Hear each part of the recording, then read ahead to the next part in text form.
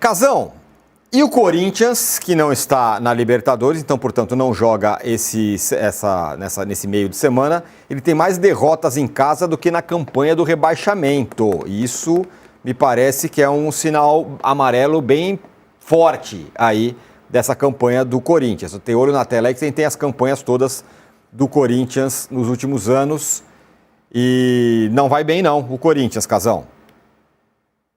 Então, tem uma diferença, uma pequena diferença dos últimos anos do Corinthians, que é super negativa, né?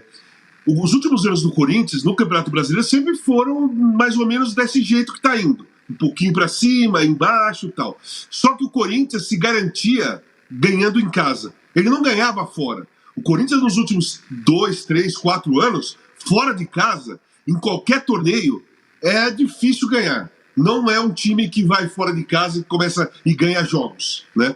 E o forte do Corinthians era ganhar em casa, né? E agora já tem 6 vitórias e não ganhou nenhuma fora de casa. O Corinthians não ganhou nenhuma partida fora de casa no Campeonato Brasileiro. E já perdeu 6 em casa. Pô, aí você olha assim, caramba, perdeu 6 em casa, não ganhou nenhuma fora. Ganhou quando? Quais foram as partidas que o Corinthians ganhou? Se você. O Corinthians já jogou 20, né? Já jogou 20 partidas. O Corinthians já está no segundo turno, não é isso? É isso mesmo, Casão. É isso mesmo. Tá no segundo turno já, 20 partidas. O Corinthians. 20 partidas. Aí você pegar 20 partidas. Quantas jogou fora? Que não ganhou nenhuma. Quantas jogou fora? Ceará. Cara. Hã? Ganhou uma partida do Ceará. Ganhou uma partida do Ceará. Quantas ele jogou fora de casa? 7? 8? 6? E perdeu 6 em casa. Então, os pontos que o Corinthians fez, o Corinthians está com 22 pontos, ele não é suficiente, se você for fazer uma soma em cima dos resultados e desempenho do Corinthians, se você colocar que o número base é 45, para fugir do rebaixamento, como é a base, é um pouco menos, um pouco mais, mas as contas são feitas em cima desse número, 45. Se você olhar, você fala assim, o Corinthians não faz 45. Assim, hoje, olhando desempenho, resultados em casa, resultados fora e contusões dos principais jogadores. Yuri Alberto, Memphis, Carrillo, tá fora o ano todo. O Yuri Alberto, não sei. E o Memphis, a questão muscular, além de recuperar a questão muscular, tem que recuperar a forma física, força e tudo mais. Então não é que tô curado e joga amanhã. Tô curado e começa uma preparação para ele ter mínimas condições de jogar e não correr risco de machucar de novo. Se você fizer a soma desse pacote, o Corinthians está correndo um risco gigantesco. Se você olhar para trás da tabela e ver Vasco com jogos a menos, Santos com jogos a menos, eu acho que tem mais times com jogos a menos. O próprio Sport tem 2 jogos a menos, ou 1 jogo a menos. O Corinthians, a situação do Corinthians é delicadíssima, o Tironi. E domingo joga um confronto direto contra o Vasco, lá em São Januário. E o Vasco meteu 6 no Santos domingo e joga amanhã contra o Juventude, que também é um confronto direto, em Caxias do Sul.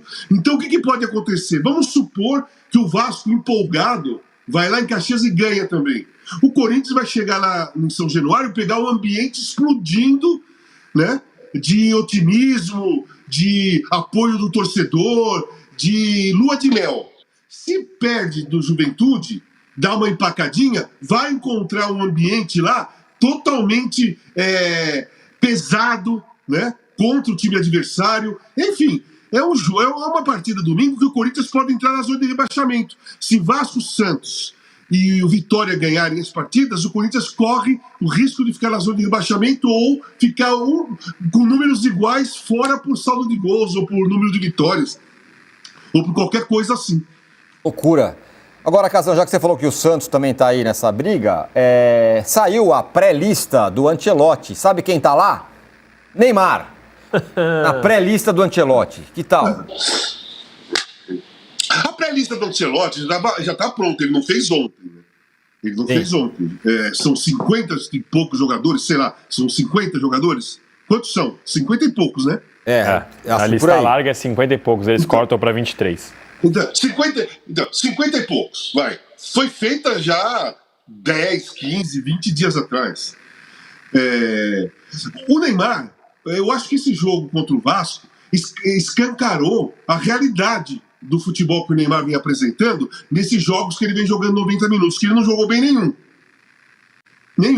Nem aqueles que o Santos ganhou. Lá contra o Cruzeiro ele foi muito mal. Contra o Sport ele fez o gol de empate, mas estava muito mal. Contra o Juventude ele fez 2 gols, mas antes do Flamengo, do Santos fazer gol, ele tinha dado vários contra-ataques, errado passes, que acontece isso em todos os jogos.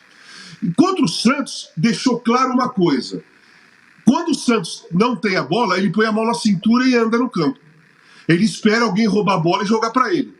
E hoje em dia, com a intensidade que o futebol tá, não tem um time, nem Manchester City, nem Liverpool, nem Real Madrid, nem ninguém, nem PSG, nem Chelsea, tem o privilégio de um jogador pôr a mão na cintura e andar em campo quando o adversário está com a bola. Não existe isso hoje no futebol brasileiro, no futebol mundial. Não existe isso no futebol mundial. Pega PSG e Chelsea como exemplo, o adversário pega na bola, todos marcam pressão. Vamos supor que o adversário envolva, todo mundo volta. Fica os 10 jogadores antes do meio-campo e quando ataca os 10 jogadores. O futebol moderno ou atual, depende da palavra que se prefere usar, eu uso atual.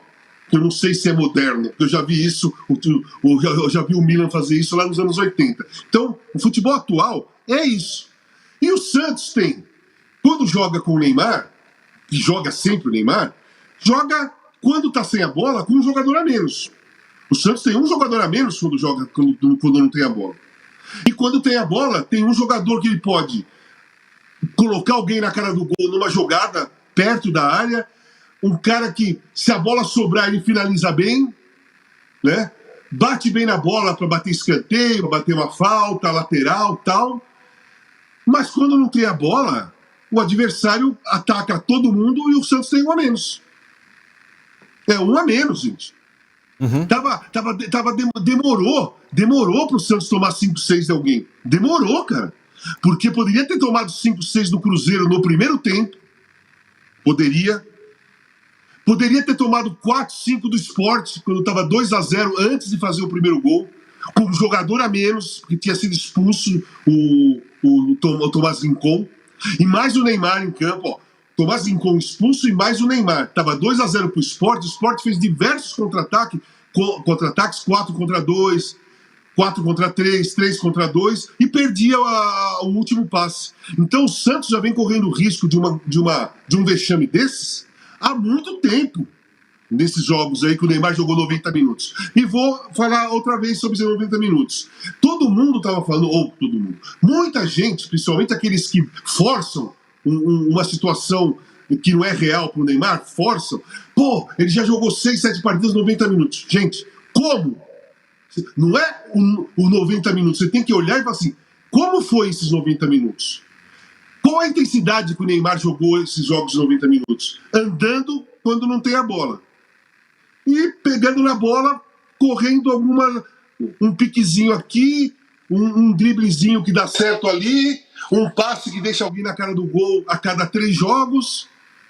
Gente, não tem. Ele não fez minimamente por merecer estar na lista dos 26, né? 26, 23. Que vai para os 2 jogos. Na lista de 50 e tantos, na época que ele foi feita, ele estava sendo ajudado por uma falsa imagem, que é essa que eu estou falando. Está jogando 90 minutos, está jogando 90 minutos. Oh, pega aí, quantos jogadores estão jogando 90 minutos? 5, 6 jogos e não joga bola para ir para a seleção? Não é o número, não é o tempo que você está em campo que mostra que você está jogando bem para ir para a seleção. É o seu rendimento físico, técnico, de inteligência futebolística e tudo mais. O Neymar não está em condições de perceber a seleção brasileira.